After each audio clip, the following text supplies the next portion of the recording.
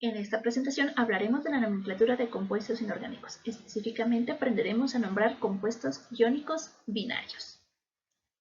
Para aprender a nombrar los compuestos inorgánicos te tienes que acordar de cómo están acomodados los elementos en la tabla periódica. Observa la pequeña escalera. Bueno, de la escalera hacia la izquierda, todos estos elementos en café, incluidos los de acá abajo, son elementos metálicos. De la escalera hacia la derecha, estos elementos en verde son elementos que se llaman no metales. Y finalmente, arriba y abajo de la escalera, estos elementos en morado se llaman metaloides o semimetales, porque tienen propiedades intermedias entre los metales y los no metales. En la actualidad, el número de compuestos conocidos es mayor de 20 millones, por lo que los químicos han tenido que diseñar un sistema para nombrar las sustancias químicas, el cual se denomina nomenclatura. El nombre viene del latín nomen, que significa nombre, y calare, que significa llamar. Podríamos definir nomenclatura como un conjunto de reglas que se utilizan para nombrar los compuestos químicos, y es la UPAC la encargada de establecer las reglas correspondientes. UPAC es la Unión Internacional de Química Pura y Aplicada. Los compuestos químicos se pueden dividir en dos grandes ramas. Los más importantes o más destacados o más abundantes son los compuestos orgánicos. Estos contienen en su estructura como elemento principal al carbono y a su vez también están en una combinación con elementos como el hidrógeno, nitrógeno, oxígeno y azufre. Y también están los compuestos inorgánicos, que se pueden definir como el resto de los compuestos, de una forma muy sencilla. Pero por favor te tengo que decir que algunos compuestos que contienen carbono, nitrógeno y oxígeno, estos elementos que también están presentes en los compuestos orgánicos, se denominan como compuestos inorgánicos. Por ejemplo, el monóxido de carbono, dióxido de carbono, el anión cianuro, el anión carbonato y el anión hidrógeno carbonato o bicarbonato. Los compuestos inorgánicos están divididos en compuestos iónicos, covalentes, ácidos, bases e hidratos. Y aquí en esta parte inferior te muestro una tabla, la cual será de ayuda para aprender a nombrar los diferentes compuestos inorgánicos. Si te fijas aquí te pongo el tipo de compuesto, en la siguiente columna te pongo un ejemplo clásico de cada tipo de compuesto y finalmente te pongo el nombre. Y a su vez, en azul te resalto las partes importantes del nombre para que sepas identificar de qué tipo de compuesto se trata y a su vez también cómo nombrarlo. Como en esta presentación vamos a hablar solo de los compuestos iónicos, te digo, los compuestos iónicos se caracterizan por estar formados de entre un metal con un no metal. A su vez, el no metal adquiere la terminación uro, por eso lo remarco en azul. Y el nombre de este compuesto sería cloruro de sodio. Los átomos pueden ganar, perder o compartir electrones cuando quieren formar compuestos. Y en esta presentación vamos a hablar de los compuestos iónicos, los cuales se forman mediante fuerzas de atracción entre iones de carga opuesta. Estos son combinaciones de metales, que son elementos que están a la izquierda de la tabla periódica, y no metales, elementos que están a la derecha de la tabla periódica. Y se llevan a cabo mediante la formación de un enlace iónico. Bueno, te tengo que decir que si se forman iones de carga opuesta, pues tenemos que recordarnos que hay dos tipos de iones. El primero son los cationes y el segundo son los aniones. Los cationes son un átomo o grupo de átomos que tienen carga positiva porque han perdido electrones. Un ejemplo clásico sería este, el catión sodio. Aquí este superíndice más 1 quiere decir que un átomo de sodio ha perdido uno de sus electrones. ¿Cuál? El electrón de valencia, pero esos son temas para otro video de enlace iónico. Y también tenemos a los aniones, que son átomos o grupo de átomos con carga negativa, porque han ganado electrones. Un ejemplo clásico sería el elemento más electronegativo, es decir, que tienen una gran afinidad por los electrones, que es el flúor. Es decir, el flúor con un superíndice que es -1 indica que este átomo de flúor ha ganado un electrón. Bueno, de manera general en un compuesto iónico podemos decir que los cationes se forman a partir de los metales. Por ejemplo, el sodio, el catión calcio y el catión aluminio. Y los aniones, por lo tanto, se formarán a partir de elementos no metálicos. Y aquí tenemos tres ejemplos: el anión fluoruro, óxido y nitruro. Acuérdate, por favor, que estos superíndices se les llaman estados de oxidación o valencia, y es el número de electrones que pierde, en este caso el sodio, o gana el cloro para formar un compuesto iónico. ¿Cuál? El cloruro de sodio. Por lo tanto, cuando el sodio pierde un electrón, va y se lo da al cloro. El cloro lo recibe y tiene carga negativa, mientras que el sodio tendrá carga positiva. Iones con carga opuesta se atraen y forman un enlace que ya habíamos llamado enlace iónico.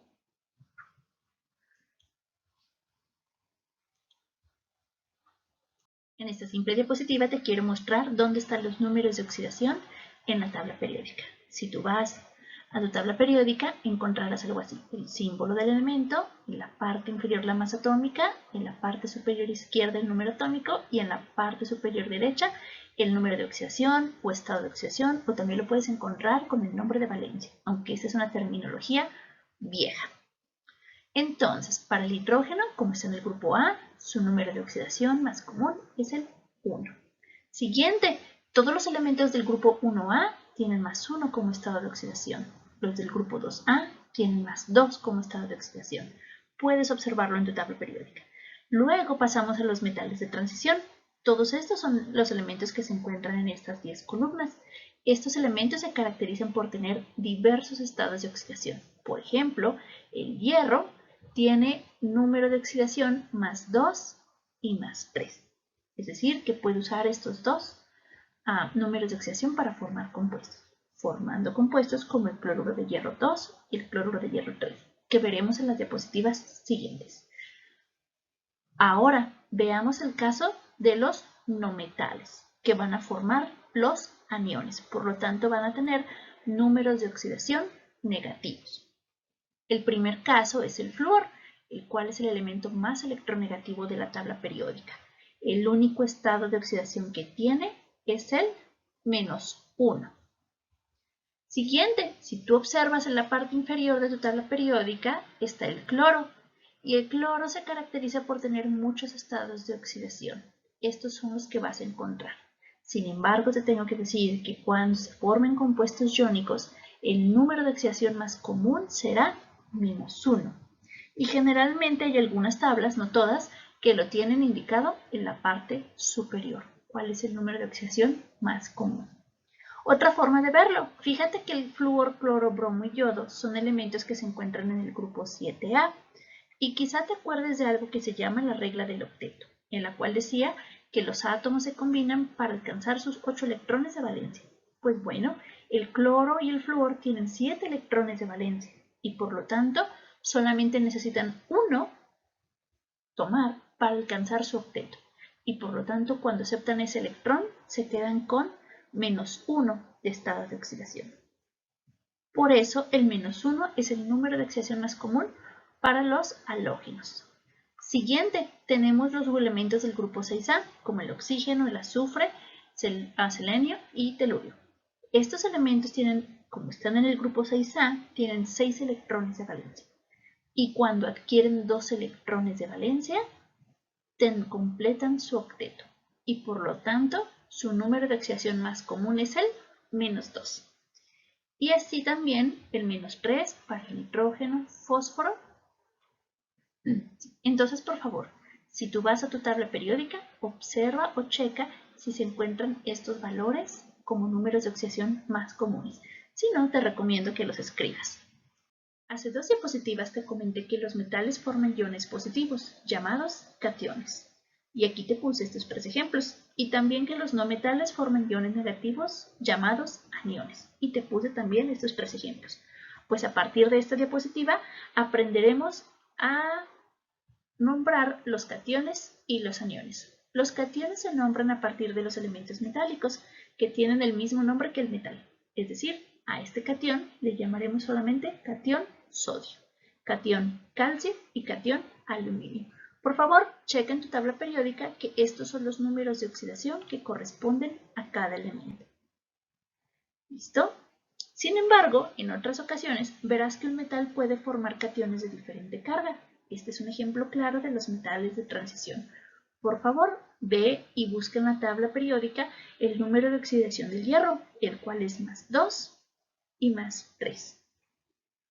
Bueno, pues si yo quisiera nombrar este catión hierro más 2, lo nombraría así, catión hierro, y entre paréntesis pongo, y con número romano, el número 2, que indica la carga o número de oxidación de este catión. Y si yo quisiera nombrar este, pues sería catión hierro 3. Por favor, acuérdate otra vez que los metales de transición siempre tienen muchos, bueno, la mayoría de ellos tienen muchos estados de oxidación.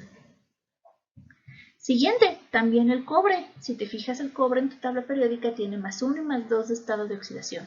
Por lo tanto, este catión se llamaría catión cobre 1, mientras que este se llamaría catión cobre 2. ¿Qué tiene que ver que tengan los elementos diferente carga? Pues bueno, tienen diferentes propiedades y una propiedad muy característica es el color. Por ejemplo, esta sal de cianuro que tiene hierro, pero el catión hierro está con una carga más 2 o número de oxidación más 2. Esta sal sería de color amarillo, mientras que esta sal que contiene el catión hierro 3 más sería de color rojo. Bueno, pues ahora vamos a aprender a nombrar los aniones monoatómicos. Estos se forman eliminando la terminación del nombre del elemento y vamos a agregar la terminación uro. Y solamente para el caso del oxígeno, la terminación será ido. Veamos estos tres ejemplos. En el primero tenemos expresado el símbolo del elemento nitrógeno, cuya raíz de este elemento es esta.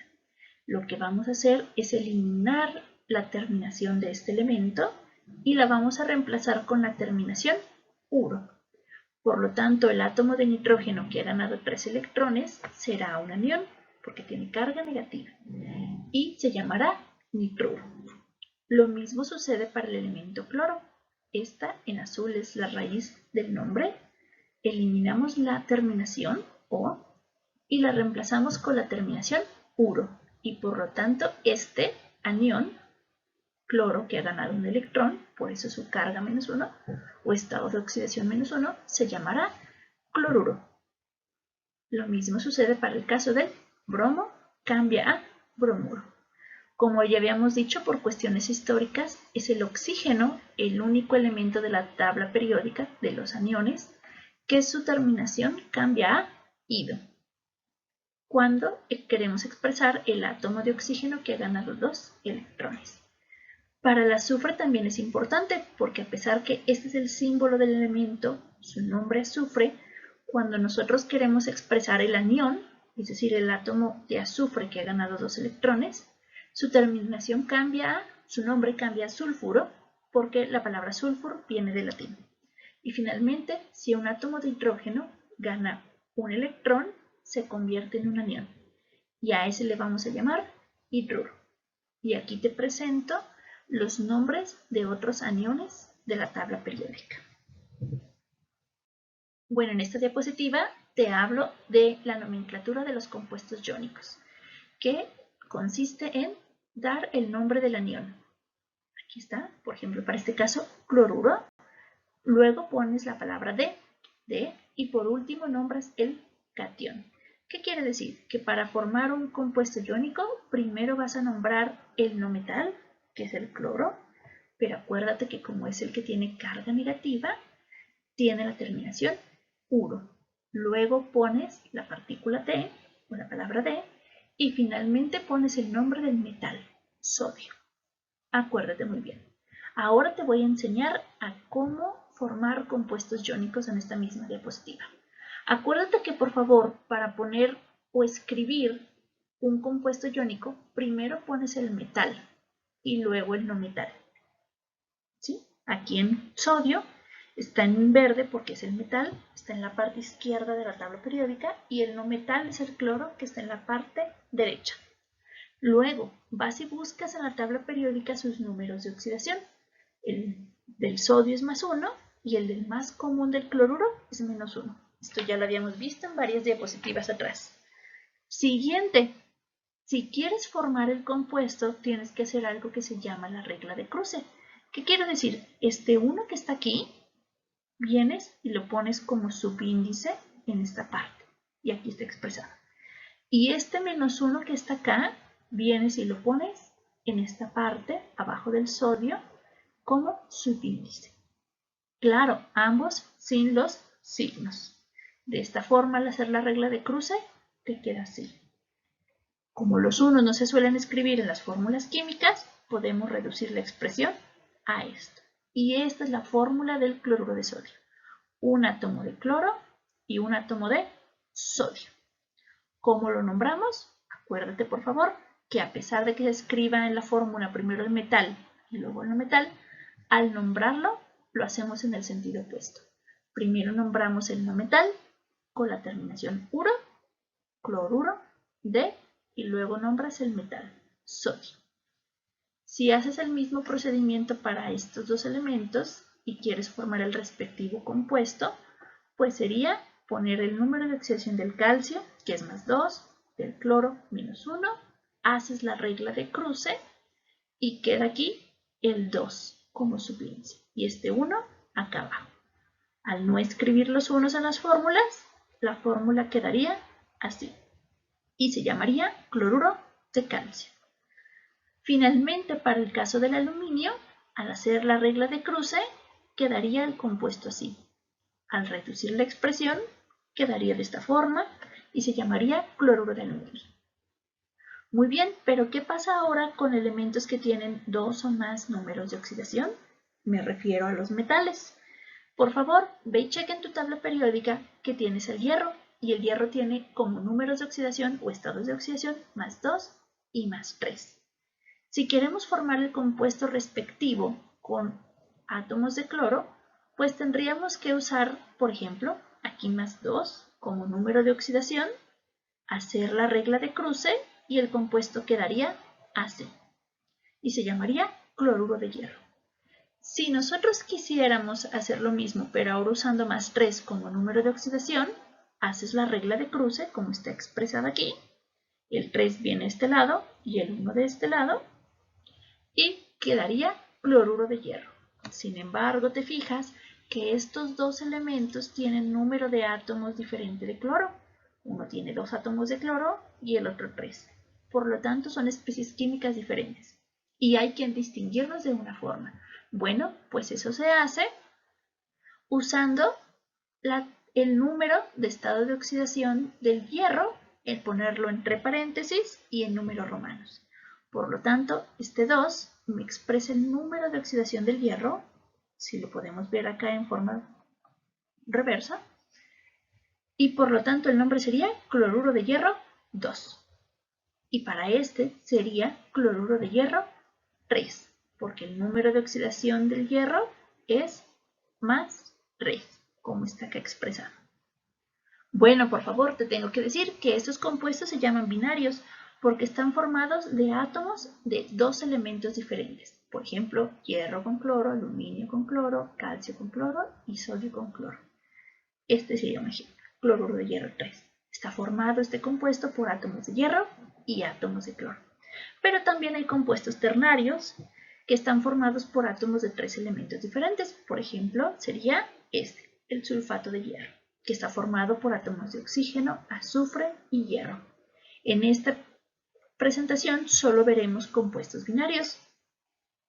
Y en la otra presentación, más adelante, veremos compuestos ternarios. Bueno, aquí te presento otros 2 ejemplos, con el cobre y con el tungsteno. En el primero, tú vas y buscas los números de oxidación del cobre y son +2 y +1. Sin embargo, aquí te quiero hacer el ejemplo cuando usas cobre +1 como estado de oxidación. Haces la regla de cruce, te queda así el compuesto y finalmente no escribes los unos y el compuesto sería así, óxido de cobre. Y como el cobre tiene 2 estados de oxidación, tienes que poner cuál estás usando, que es el 1. Siguiente, para el tungsteno, escribes cualquiera de sus números de oxidación. En este caso, a mí se me ocurre escribir el +6. Escribes también el número de oxidación del flúor, el cual es solamente -1. Haces la regla de cruce y el compuesto te queda así.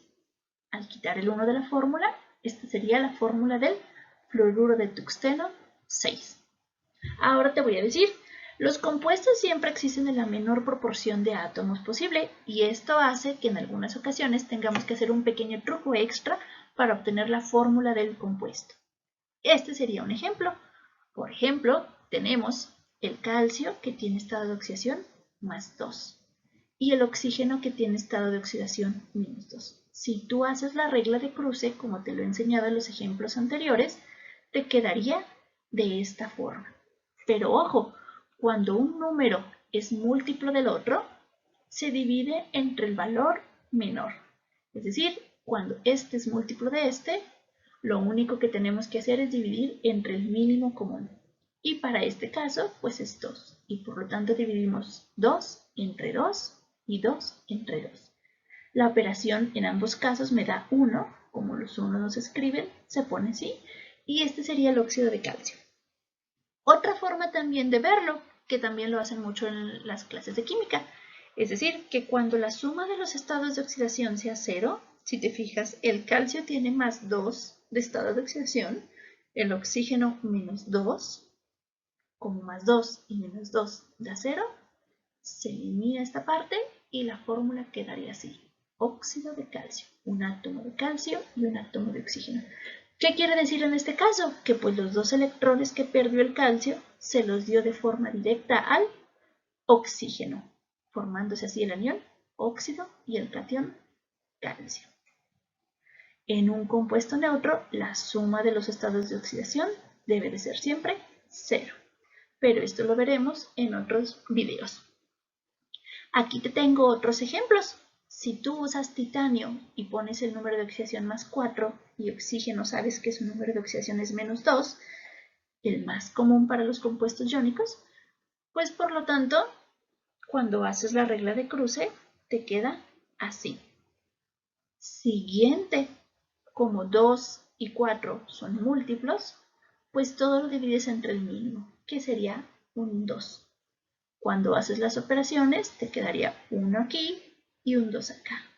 Los 1 no se escriben en la fórmula y te quedaría así. ¿Cómo se nombra el compuesto? Óxido de titanio 4. ¿Por qué titanio 4? Porque fue el número de oxidación que usaste aquí. En otro video te enseñaré a sacar el número de estado de oxidación a partir de esta fórmula. Siguiente,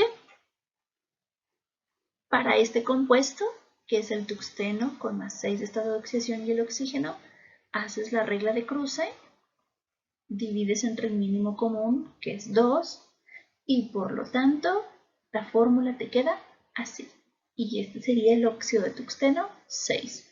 ¿Por qué 6? Porque usas más 6 como número de oxidación. Bueno, en esta diapositiva vamos a hablar de la nomenclatura tradicional, el cual es un método antiguo que todavía se usa bastante para distinguir entre dos iones de un metal con carga diferente. ¿Y en qué consiste? Pues en utilizar dos terminaciones, la terminación oso y la terminación ico. En el sistema Stock, o como lo vimos en las diapositivas anteriores, este compuesto se llamaría cloruro de hierro 2 y cloruro de hierro 3. Bueno, pues también podemos usar la terminación oso e ico para eliminar ese paréntesis que tiene los números romanos y que indican el número de oxidación del metal. ¿Cómo se hace? Pues bueno, acuérdate o ve en tu tabla periódica que el hierro tiene más 2 y más 3 de estado de oxidación.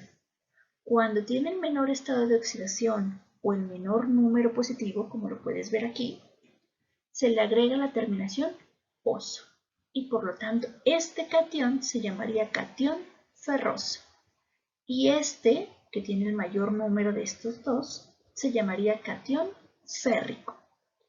Por lo tanto, el nombre de un compuesto sería cloruro ferroso, porque está usando más 2 de estado de oxidación, y en este caso sería cloruro férrico, porque está usando el mayor estado de oxidación, o más 3.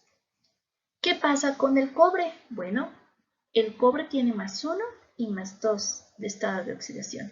Su nombre cambia un poco porque proviene del latín cuprum, y por lo tanto cuando se usa más 1 se agrega la terminación oso y se llamaría catión cuproso mientras que el otro se llamaría catión cúprico.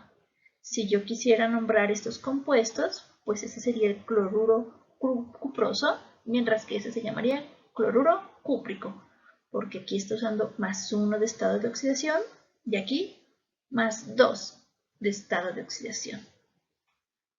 Y bueno, simplemente aquí te pongo una foto del sulfato ferroso, el cual es una medicina que se usa como tratamiento para la anemia porque estimula la producción de hemoglobina. Esta es la molécula de hemoglobina y si te fijas aquí tiene como un átomo central el átomo de hierro. Y aquí te puedes fijar que todavía se usa la nomenclatura tradicional. Finalmente, en esta diapositiva te presento 3 metales, cobalto, níquel y plomo, y que cuando forman sus respectivos cationes, por ejemplo, cobalto 2 o cobalto 3, ¿cuáles serían sus nombres? Y aquí te presento el nombre de los compuestos que se formarían. Por favor, te tengo que decir que esta terminación de oso e ico se usa primordialmente cuando se tienen metales que solamente tienen 2 estados de oxidación, como en estos ejemplos. Bueno, si te gustó este video, dale like o suscríbete a este canal y a su vez síguenos en Facebook en Educación Radioactiva.